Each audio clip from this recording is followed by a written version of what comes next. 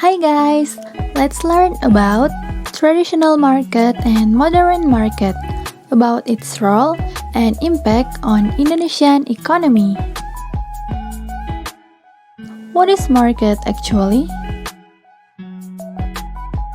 We can take three keywords to make it simple and easier to understand. The first is place, the second word is sell, and the third is buy. In other words, market is a place where the sell and buy transactions happen. A market is a place where parties can gather to facilitate the exchange of goods and services. The parties involved are usually buyers and sellers. The market may be physical like a retail outlet where people meet face-to-face, or virtual like an online market where there is no direct physical contact between buyers and sellers. Markets establish the prices of goods and services that are determined by supply and demand. Now, we'll be learning about two types of markets. The first is traditional market. Traditional markets are markets where the activities of sellers and buyers are carried out directly in the form of retail for a temporary or permanent time with a limited level of service. In the book Indonesian Culture in 2009 by Rahmat Widianto, traditional markets are markets that are developing in the community with native traders. Traditional markets usually arise from the needs of the general public who need a place to sell the goods they produce. Meanwhile, consumers who need certain items for their daily needs can get them there.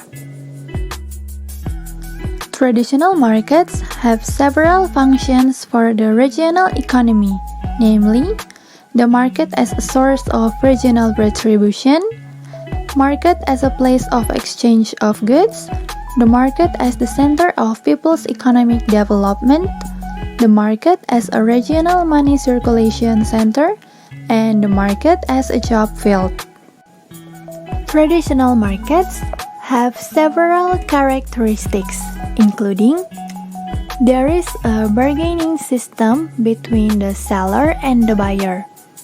Traditional markets are owned, built, and managed by local governments. The places of business are diverse and united in the same location.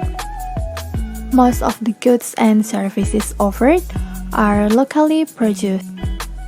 There are some advantages of having a traditional markets. In economic activity, sellers and buyers can carry out direct transactions without intermediaries. There is a process of social interaction that affects decisions and satisfaction between sellers and buyers.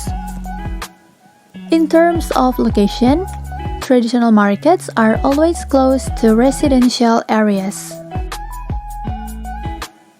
There are also some weaknesses of traditional markets. The economic growth in traditional markets is quite slow. There is no innovation in the market, so the quality of products and services tends not to improve. This is one of the factors for the existence of traditional markets in the modern era that is starting to disappear. This type of market is so closely tied to the local culture that it is difficult to change. The products sold are limited because they depend on the results of natural resources such as vegetables, livestock, and other food raw materials. The value or price of an item in a traditional market is based on a bargaining process and there is no standard. Pasar Apung or floating market in Banjarmasin is an example of traditional market that is located above the Barito River and is open between 6:30 to 8 a.m. The traders and buyers who are here all use the means of transportation of jukung or boats to paddle and look for their wares.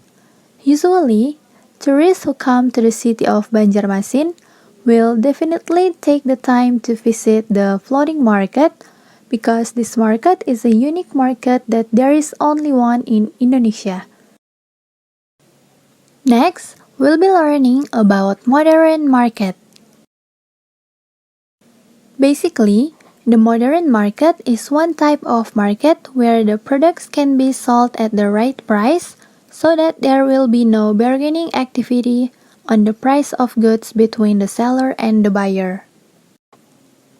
Various products that are traded in the modern markets are products that have been tested for quality and have been priced at the appropriate price. Usually, this modern market is located in an urban or suburban area with a clean and comfortable environment. In this market, there are many products that are sold, ranging from the needs of clothing, food to housing. Modern market have two functions. The first is open jobs. This market will require a lot of employees to serve every customer, such as cleaners, security, cashiers, customer service, etc. The second is increased GDP. GDP or gross domestic product is the total value of the total production of goods and services in a country at a certain time. With the presence of this modern market, the country's economy will also be helped. In the modern market, there is no process of bargaining the price to buy an item. There is a barcode on each item to identify the price. Modern market is located in the one building where the services are carried out independently. They maintain cleanliness and comfort, equipped with air conditioning and janitors.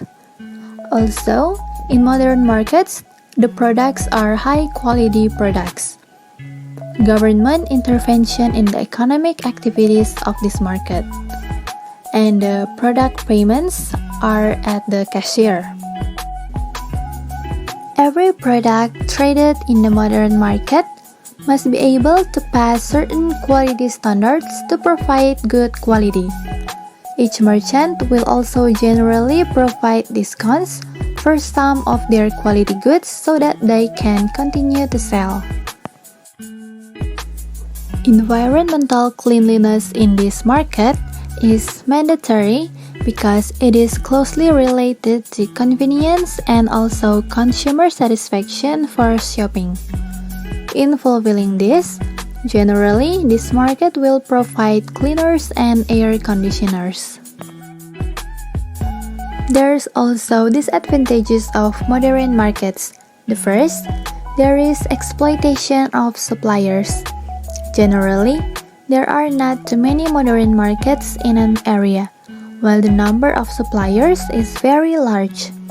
This competition between suppliers is often used and exploited by this market so that products from certain suppliers are accepted in that market.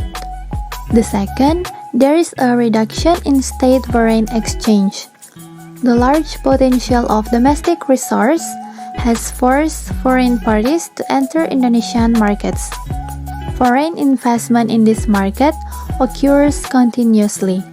The impact of long-term foreign investment reduces the country's foreign exchange earnings.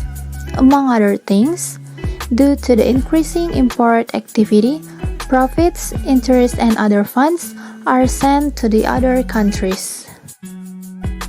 Some examples of modern markets in Indonesia are Alfamart, Indomaret, Matahari Department Store, Hypermart, and Carrefour.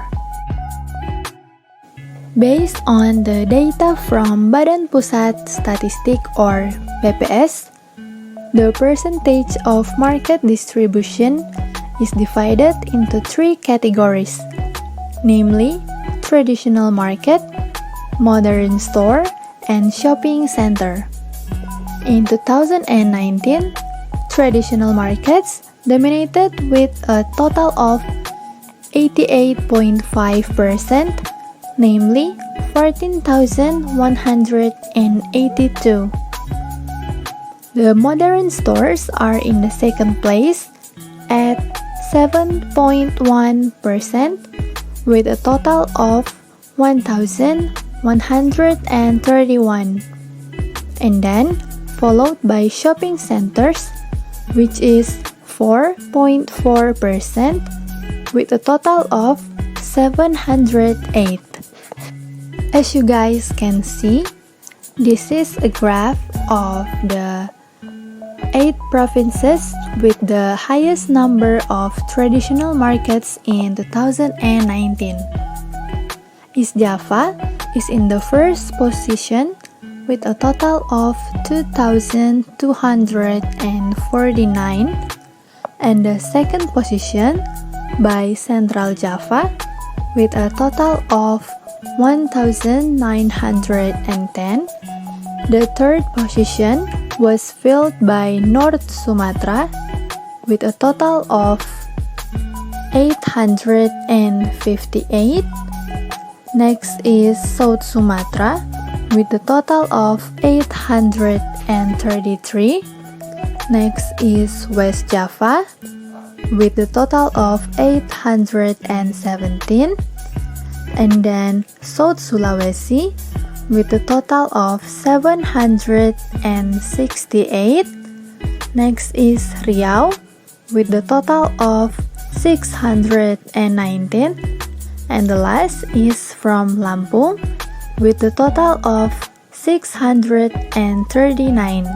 Next is the graph of 8 provinces with the highest number of shopping center in Indonesia. West Java is in the first position with the total of 121. The second position is DKI Jakarta with the total of 88. Next is followed by East Java as the third position with the total of 79. The next is Central Java with the total of 56. Next is Banten with the total of 37. And then the next is North Sumatra with the total of 23. Next is Bali with the total of 21. And the last is South Sulawesi with the total of 20. So, does the existence of a modern market give a disadvantage to the traditional market? With the several advantages that exist in the modern market, of course, it will attract the attention of many consumers so that many traditional market consumers switch to modern markets and reduce buyers in traditional markets automatically. The shift of existing consumers from traditional markets to modern markets will reduce the income of traders in traditional markets. Moreover, most of the traders are from the lower middle class, while the modern market owners generally come from the upper middle class. Thus, it will trigger a higher economic disparity. Okay guys, that's all from this video. Thank you for watching and have a nice day!